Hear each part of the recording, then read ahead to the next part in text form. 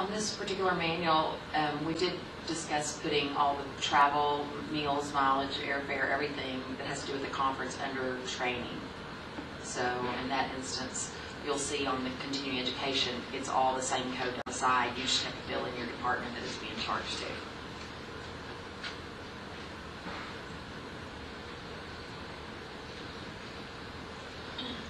So the one thing that will happen as we go through this process, as you guys start to code things in advance, finance is responsible for putting those in the right code. Hopefully this description gets everyone on the same page, but if there's ever a disagreement, finance might change things because we're responsible to our auditors and in producing our financial statements that we put things in the right place. So from time to time, everyone's going to make mistakes and we're going to transpose numbers and things like that are going to happen.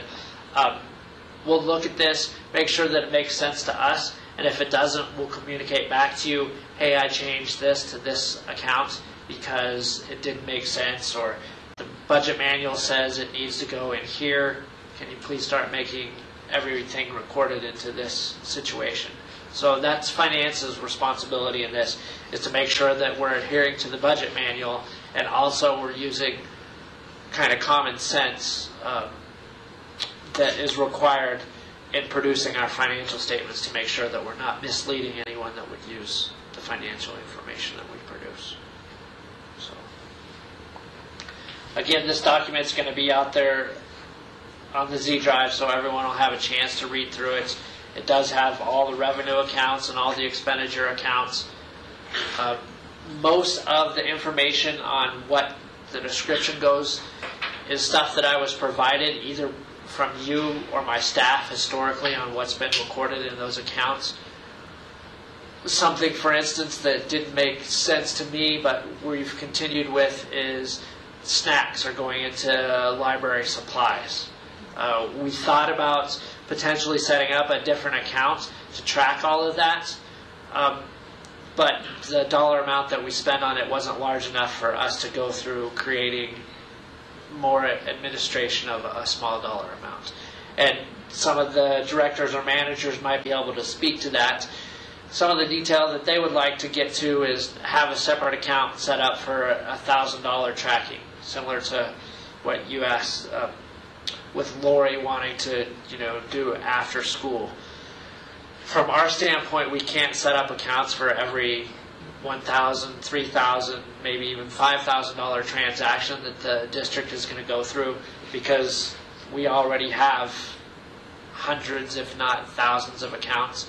So, for us to keep that controllable, there's some scrutiny into how we set up these accounts. And hopefully, with these descriptions, everyone will understand, okay, that might not make sense, but this is where we've been putting it historically, and that's where, the budget document talks about putting it, so let's put it there.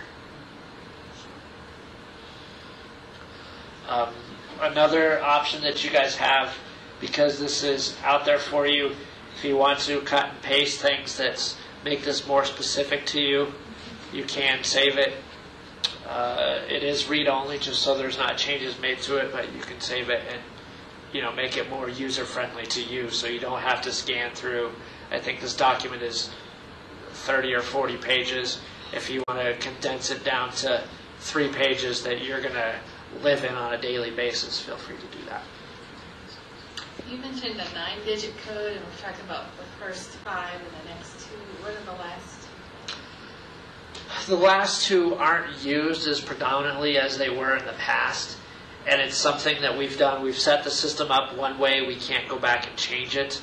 Primarily, most of these accounts are going to be 00.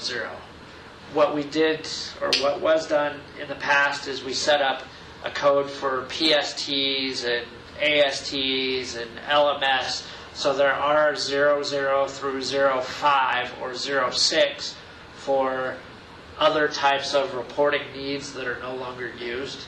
So the last 2 digits, if you're not in LMS, I would just say go ahead and put 00. I mean, basically, the only one that I think that's still predominantly used is LMS still runs some reports on Courier, and they're either 05 or 06, so their mileage and car washes, so they can separate that out of their supplies, go in as a 05 or 06 with the last 2 digits.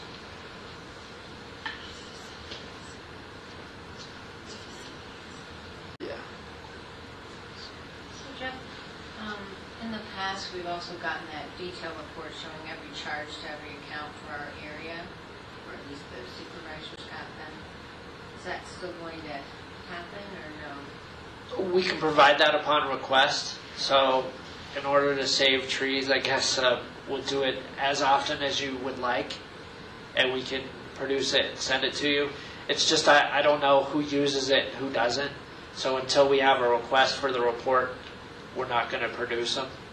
So I never even looked at it before, but now that I'm accountable for this, how will we know if there's a discrepancy if we're not tracking our spending and you are?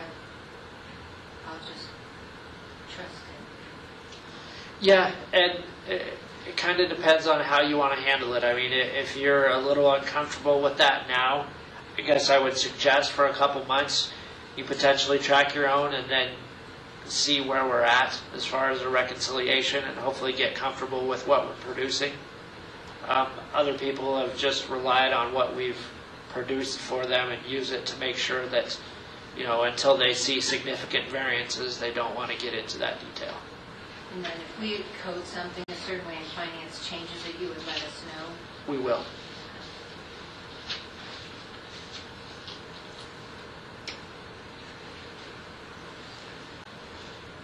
Any other questions? I know this is a lot of information, and once you get into this document, even more information. So as you have questions about the process, feel free initially to contact Christy or myself, and we'll handle your questions. And then the handout that I provided, Marion has went through this once, and you know she's going to be more and more familiar with the process, so she'll be another valuable tool in the finance department to answer questions.